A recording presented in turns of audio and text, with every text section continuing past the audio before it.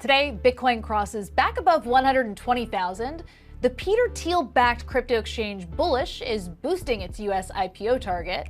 And BitPay's Stephen Pear breaks down the trend of crypto payment options among corporate giants.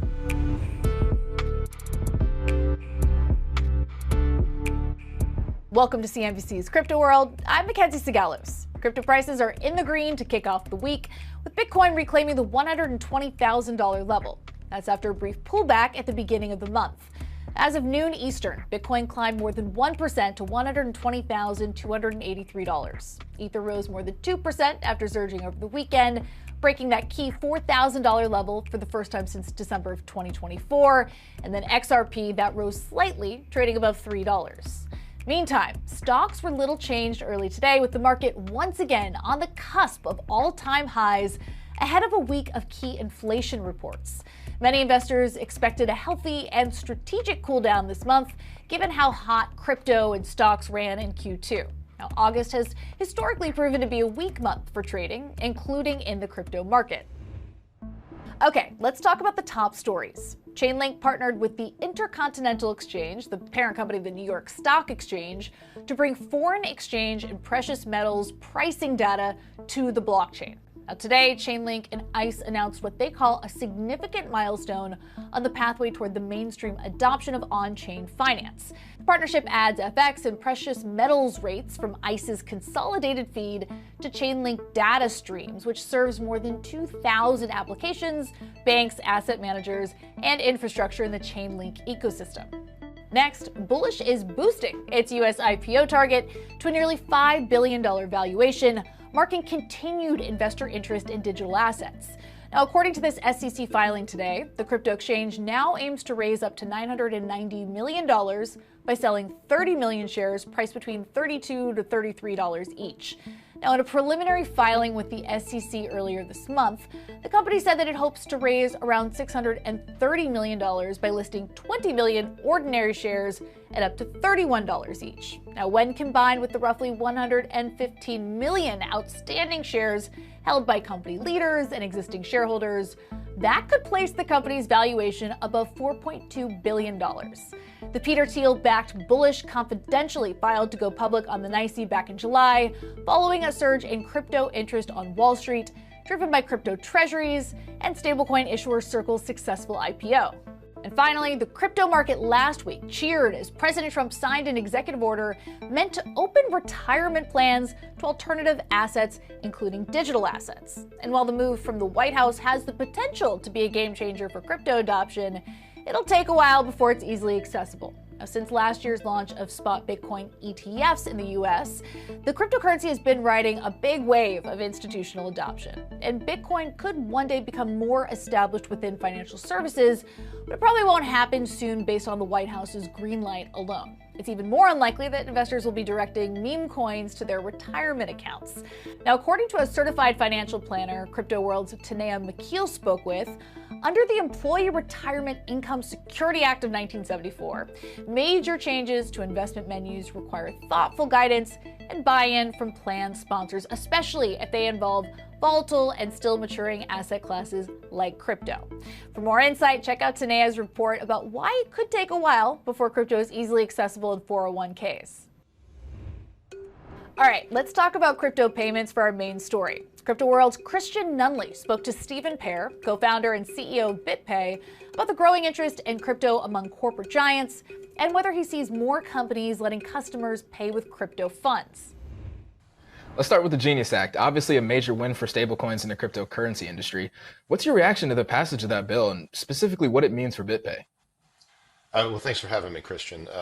I think it's a great step forward. It really clarifies a lot of the rules around issuers of stablecoins. For BitPay, it doesn't change a lot except for the fact that we expect there to be many new issuers of stablecoins. Banks can issue stablecoins. Companies like Amazon or Google could start issuing stablecoins. From BitPay's perspective, we support all the major stablecoins. We've done that for 6 years now, since 2019. And as new stablecoins come to market and they gain adoption, we'll add them to our platform as well. So you're a major player in the US with companies who accept cryptocurrencies. I think of AMC Theaters, for instance, who partnered with you a few years ago to bring about crypto payments for tickets during the last crypto bull run. What's the environment right now like in terms of companies that are looking to get onboarded to accept crypto payments? And how does that compare to the last crypto craze? Uh, it's great. We're seeing all kinds of new companies that are ready to accept crypto. And it's kind of the same story through every wave of adoption that we see throughout the years. You mentioned some of the great brands that we have. We also, have companies like LVMH and Joma Shop and Gucci and Newegg that have been longtime customers in some cases and more recent customers as well. So given that you do handle so many crypto payments, I'm curious what the trend is like for the crypto user right now. A lot of focus is put on institutional adoption. You've got major companies buying crypto in the billions. But what about the retail investor or the average person that's buying things with crypto?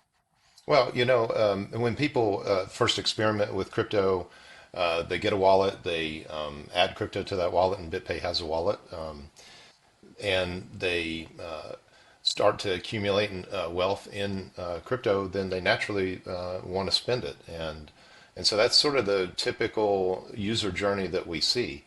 And BitPay just makes it very convenient for them to spend the crypto that they have. One of the things about stablecoins that's great is that because, at least in the US, it's a US dollar denominated asset, it means that they don't have to track their capital gains and losses with every single purchase. So they might have one of their, an investment in one of their favorite cryptocurrencies or Bitcoin, and every so often they can convert that into a stable coin when the market's at a peak or they need to cash out some of their investment. And then once it's in a US dollar stable coin, they can make their daily purchases without needing to keep track of gains and losses because it's pegged to the dollar. And obviously, I mentioned the Genius Act earlier. That new law already gotten a number of companies talking about getting into crypto or at least issuing their own stable coins for payments. Does the Genius Act spur a new wave of tokens? And is that a competitive threat for BitPay? No, new tokens is an opportunity for BitPay. As new tokens are created, we evaluate them and make a determination. If they gain market traction, we will add them to our platform. So we support dozens of tokens on our platform, including all, like I said, all the major stable coins. So the Genius Act doesn't really affect all the other tokens. It's really focused on what a company that wants to issue a US dollar denominated stablecoin, what requirements they have. For instance, they need to maintain a one-for-one backing, $1 in reserve for every dollar that they've issued as a stablecoin, and there's other requirements, compliance with KYC and anti-money laundering regulations, for example. This summer has been filled with crypto news on Wall Street, a successful IPO from Circle. You've got Galaxy Digital going public in the US too, and the crypto exchange Bullish announcing in recent days that it has plans to do the same.